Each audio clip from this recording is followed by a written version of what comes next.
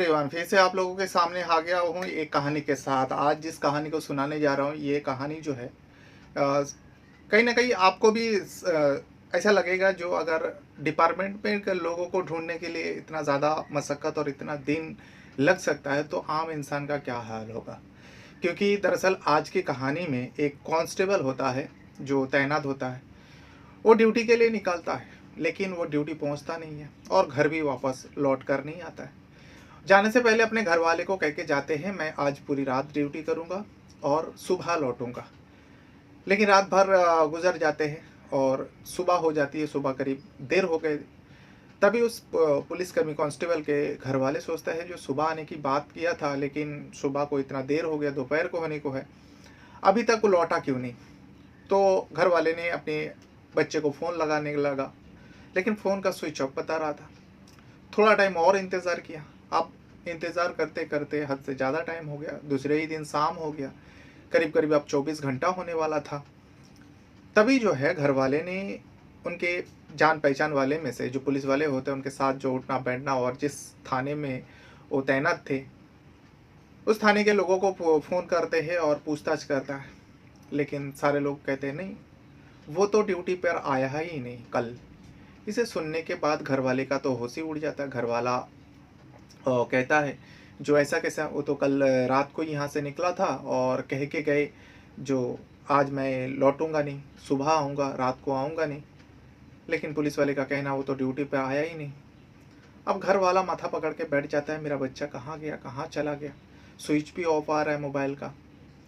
अब police department की बात है तो पुलिस भी ढूंढने लगते हैं, लेकिन कोई सुराग हाथ नहीं लगा और ना ही उस कांस्टेबल के बारे में कुछ खबर मिला। देखते ही देखते दिन यूं ही गुजर रहा था। गुजरते गुजरते आपको जानकर हैरानी होगी, एक नहीं, दो नहीं, बल्कि 4 महीने की वक्त लग जाता है।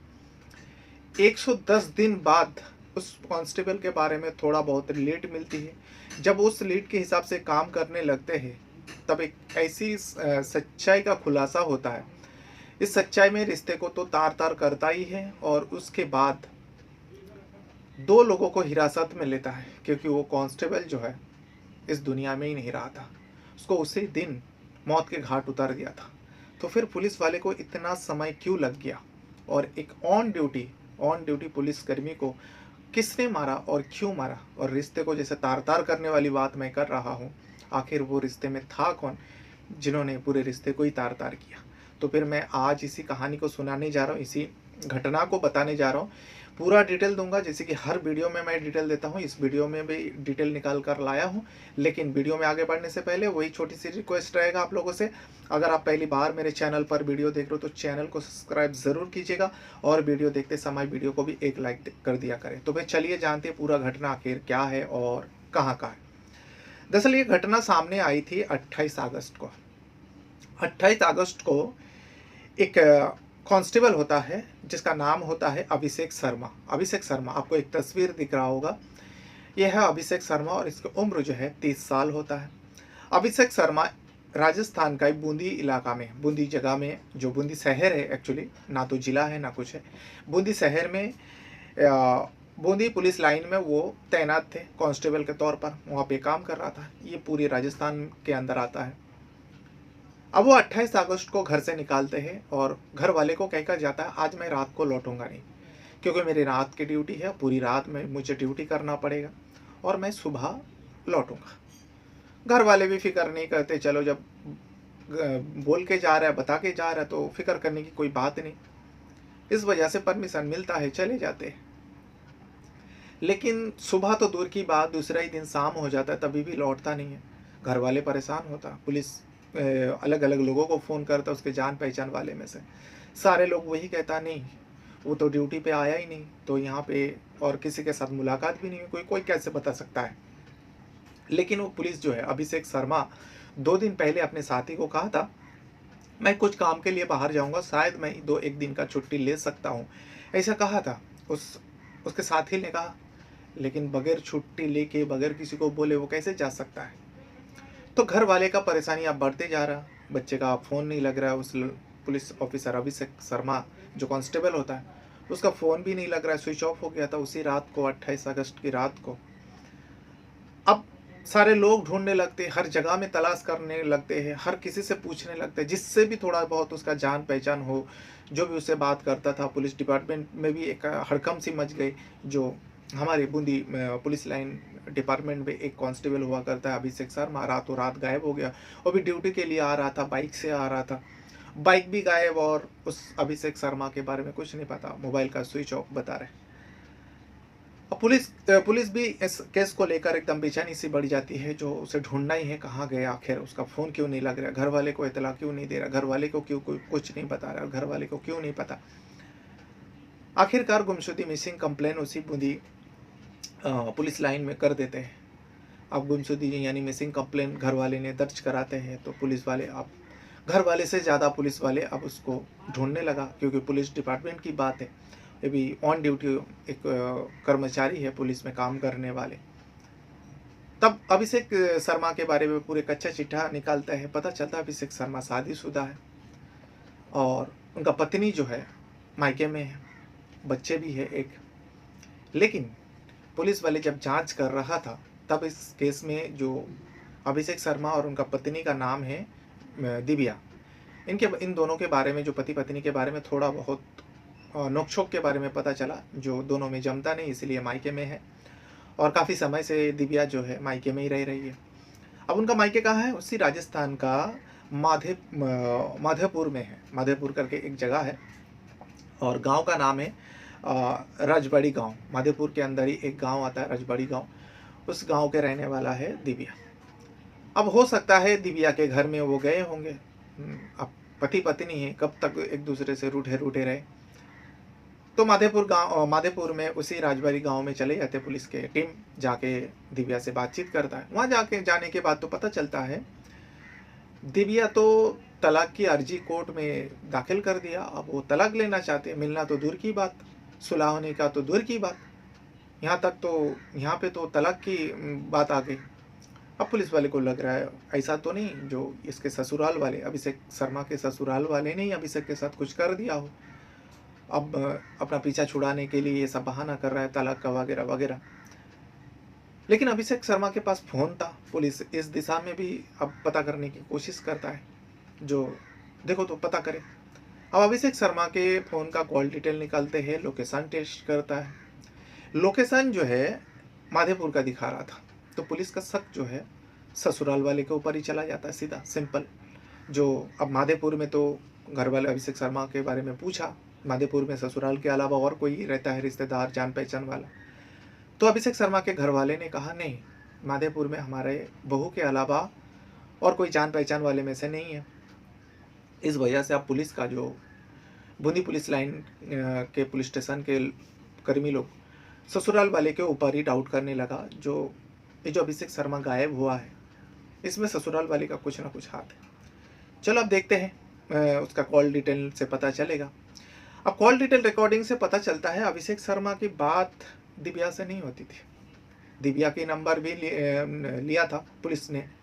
अभिषेक शर्मा का सबसे पहले कॉल डिटेल निकालता है, लोकेशन से पता चला मधेपुर का है, लेकिन कॉल डिटेल से पता चलता नहीं, जो दिव्या का नंबर है उससे बातचीत नहीं होती थी। लेकिन अभिषेक शर्मा का मोबाइल से उसी रात को किसी से बात हुआ था, जो माधेपुर का ही दिखा रहा था। जब उस नंबर का डिटेल निकाला तब पता चला जो माधेपुर का ही है, लोकेशन भी माधेपुर का है। अब पुलिस वाला सोचता है ये नंबर किसका है। जब उस नंबर के बारे में पता किया तो पता चलता है अभिषेक शर्मा का एक साली है, ममेरी साली, यानी उनका पत्नी का मामा का लड़की है, उनका नंबर है, नाम है समा शर्मा। अब समा शर्मा के साथ अभिषेक शर्मा का बहुत ज़्यादा बातचीत होता था। अब पुलिस उसको उस एंगल को छोड़ देता है, वो भी माधेपुर का ही है, साली लगते हैं, दूसरे ही गाँव की है, माधेपुर का ही रहने वाली, दूसरे गाँव का है। अब साली है, हो सकता है पत्नी को मनवाने के लिए उस साली से बातचीत करता हो, जो उससे मनाओ, हमसे अलग हो चुका है।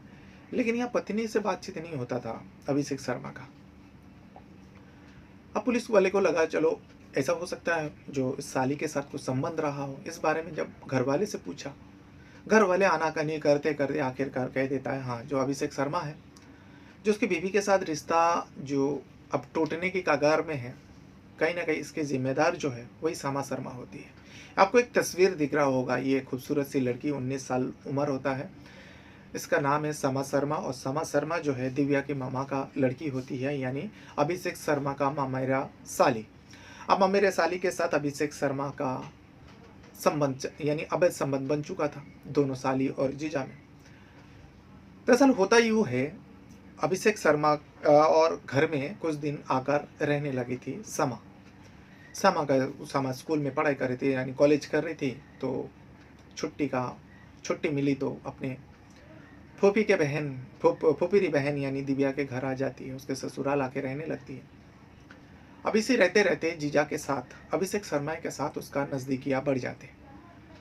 और जब नज़दीकियाँ बढ़ता है, ये दिव्या अपनी आंखों से सब कुछ देख रही थी, क्योंकि उसी के घर में हो रहा था।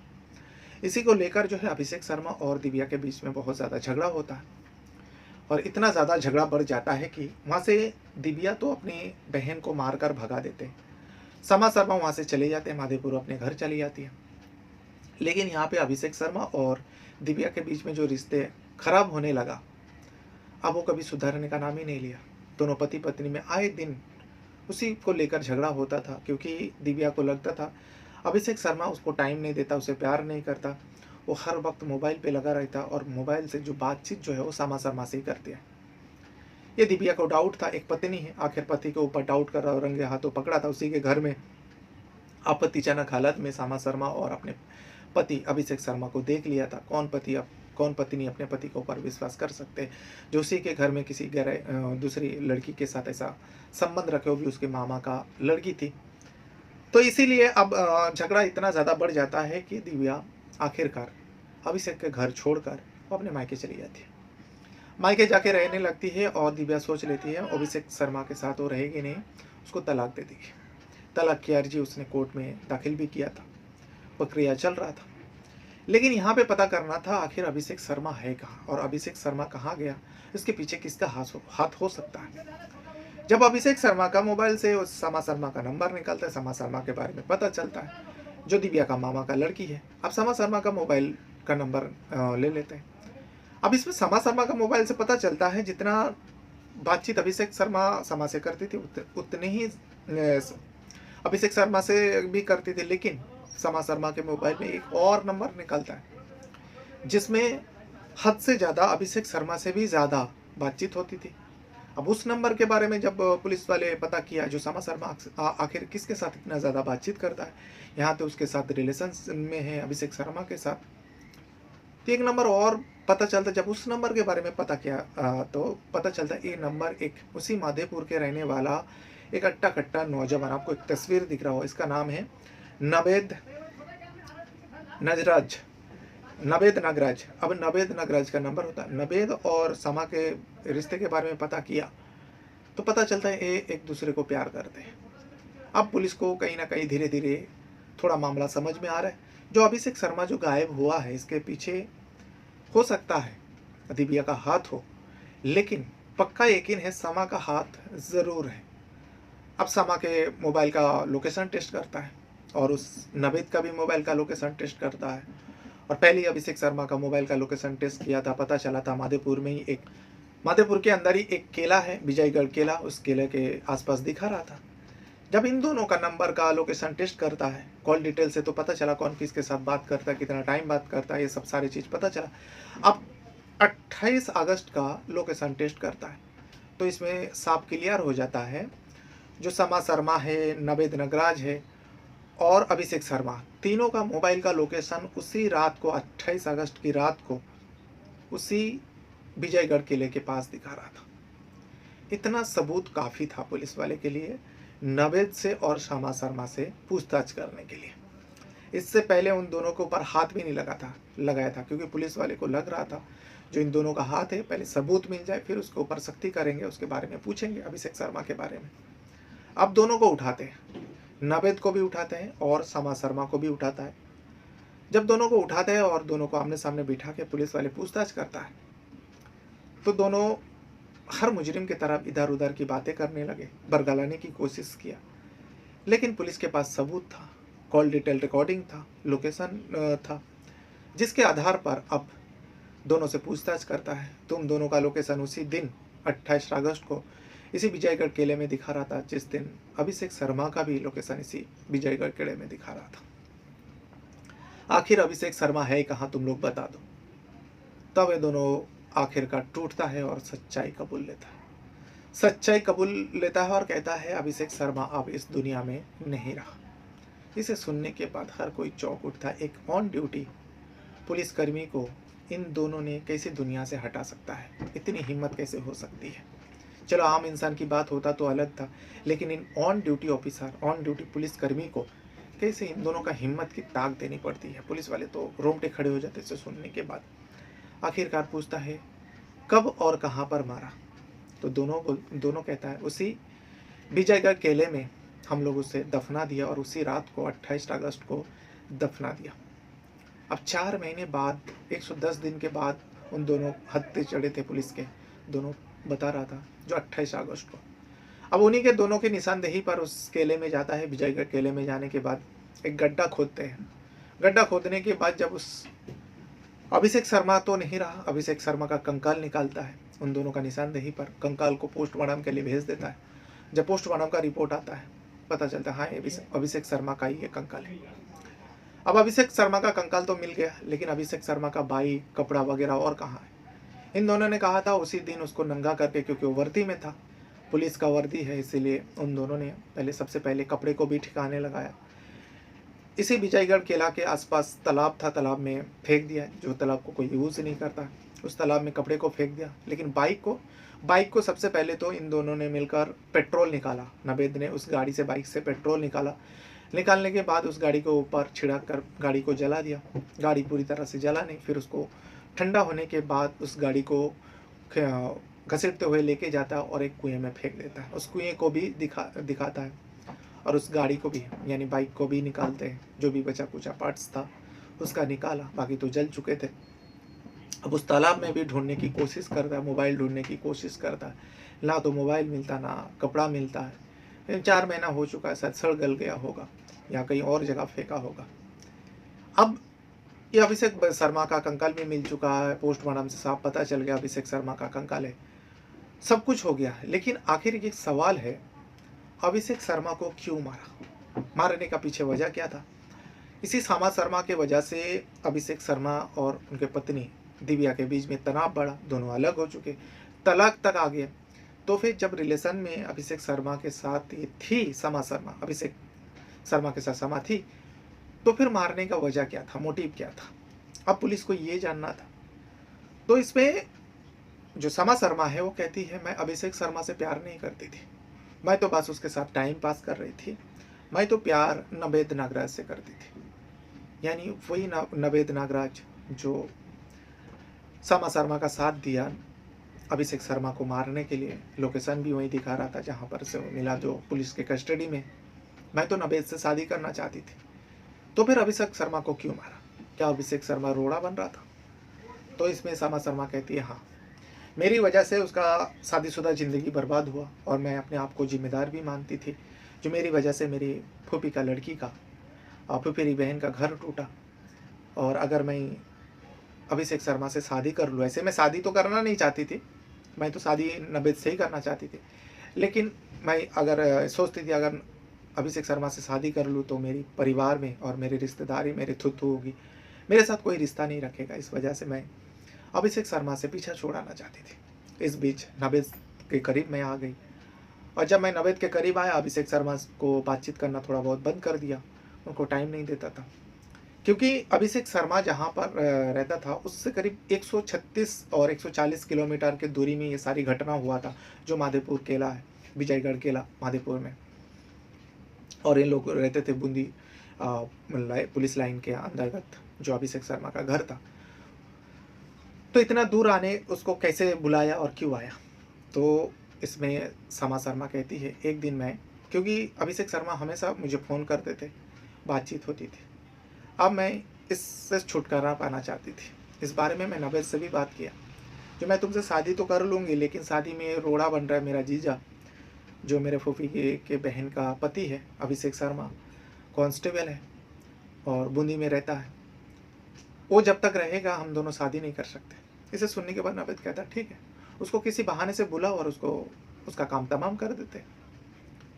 अब दोनों मिलकर सामा शर्मा और नवेद मिलकर प्लान तैयार कर लेता है 28 अगस्त को, बल्कि उससे पहले ही वो कह देता है। उसी दिन में बातचीत हुई थी सामा शर्मा से अभिषेक शर्मा का, जो आज अगर रात को तुम मिलोगे हम दोनों टाइम पास करेंगे, टाइम बिताने को मन करे तुम्हारे साथ, क्योंकि दोनों के बीच में संबंध बनता था और अभिषेक शर्मा जो है अपनी पत्नी से अलग रह रहे थे।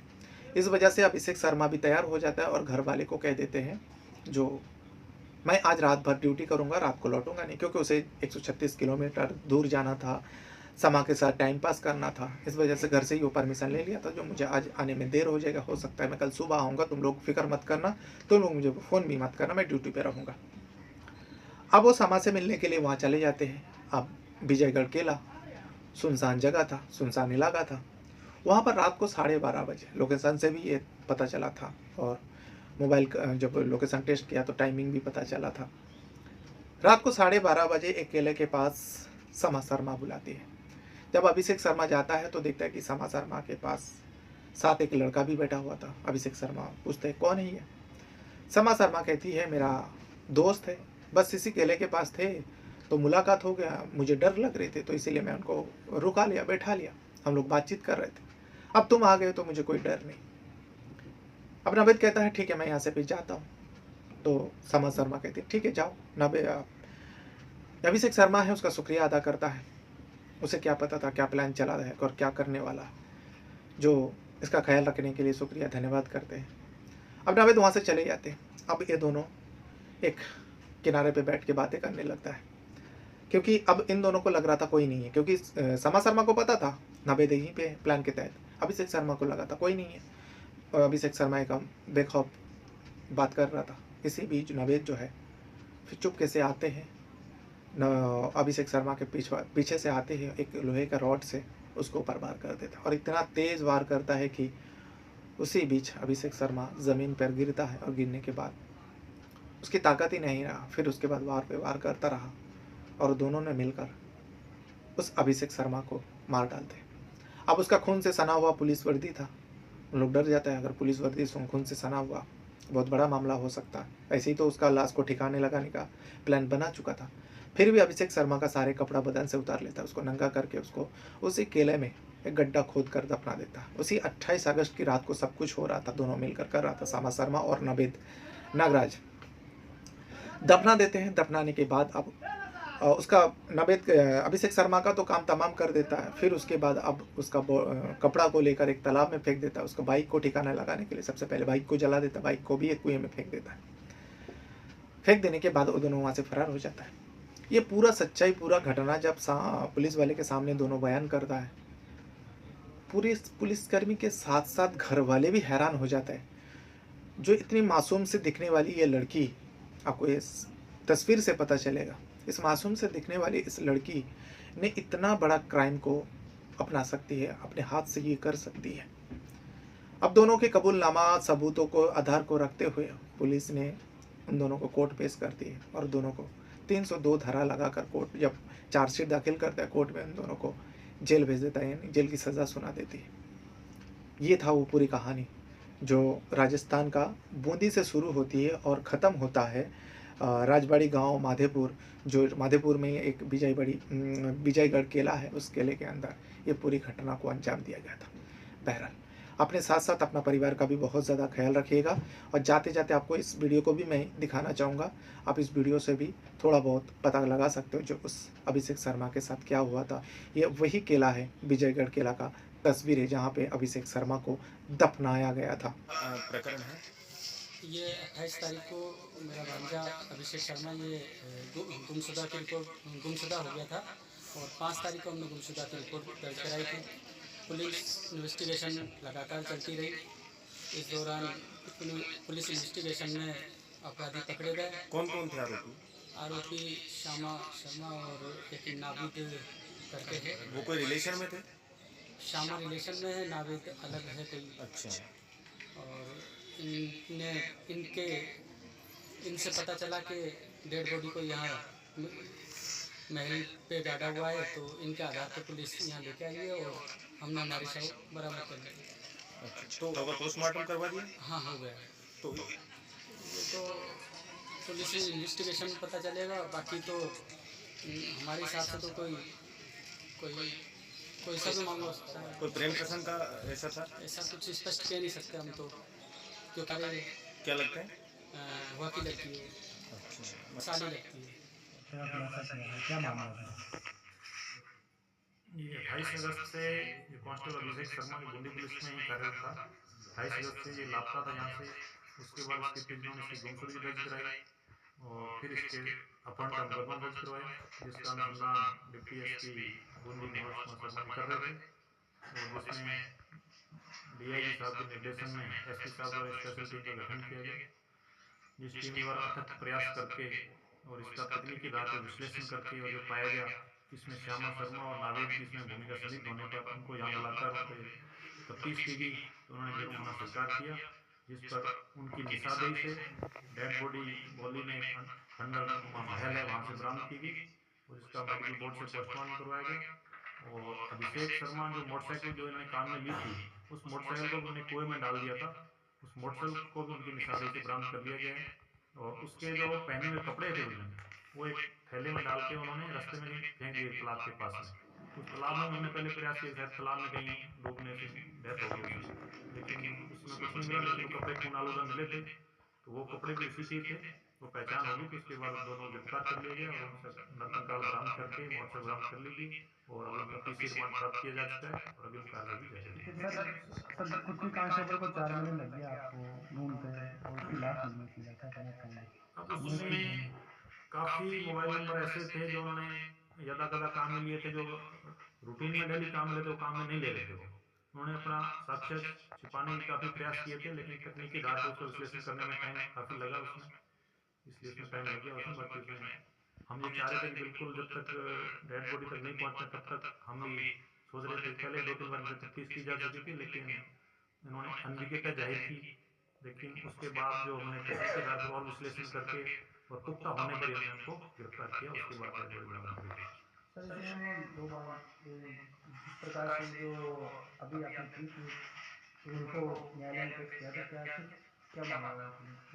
न्यायालय से उनका पीसी रिमांड ले लिया, 3 दिन का पीसी रिमांड माननीय न्यायालय ने हमको दिया है, उसमें भी और अनुसंधान करेंगे, उसके पास जो भी मोबाइल वगैरह उनके बारे में पता करना है और हो सकता है और जो मूल्य हो तो उसकी तफ्तीश कर रहे हैं। अभी तक तो नहीं है, बाकी और गहनता से अनुसंधान करेंगे, हो सकता है कोई और भी हो। सर जिस प्रकार से 4 महीने पहले ही मुलजिम का पता लग गया था, वो पता लग गया था पुलिस को कि कहीं ना कहीं उन्होंने कोई कजन जो साली है या कोई प्रेमिका है, तो उस टाइम किस प्रकार का मामला मिला पता लगा? नहीं ऐसा नहीं है, लेकिन इसमें पहले उन्होंने क्या ससुराल वालों पे शंका जाहिर की थी, तो पहले हम ससुराल वालों से तफ्तीश करी, वहाँ भी हमने काफ़ी प्रयास भी किए, उसमें तफ्तीश भी करी, कॉल करके विश्लेषण भी किया, लेकिन उनकी बातचीत उस दिन हुई है भी हमारे को पता चल गया था, लेकिन हो सकता है बातचीत के बाद वो वहाँ गया या नहीं गया, अभी पुख्ता प्रमाण हमारे पास नहीं थे, लेकिन तकनीकी आधार पर विश्लेषण करने के बाद हमारे पास पुख्ता प्रमाण आने के बाद हमने उनको अरेस्ट किए। तो सर एक सवाल हो रहा है सर इसमें कि जिस प्रकार से पुलिस वाले की हत्या को 4 महीने लगते हैं, तो आम जन किस हिसाब से पुलिस पे विश्वास करेगा? नहीं, इसमें आम आदमी या पुलिस का कोई सवाल नहीं है, पीड़ित चाहे पुलिस वाला हो चाहे कोई हो, पुलिस के लिए सब बराबर है, तो पुलिस उसमें पूरा टीम बना के हमने पूरा प्रयास करके और केस को हमने सफल अंजाम तक पहुँचाया। बहरहाल अपने साथ साथ अपना परिवार का भी बहुत ज़्यादा ख्याल रखिएगा। इस वीडियो को देखने के लिए आपका बहुत बहुत धन्यवाद करता हूँ। Thank you very much.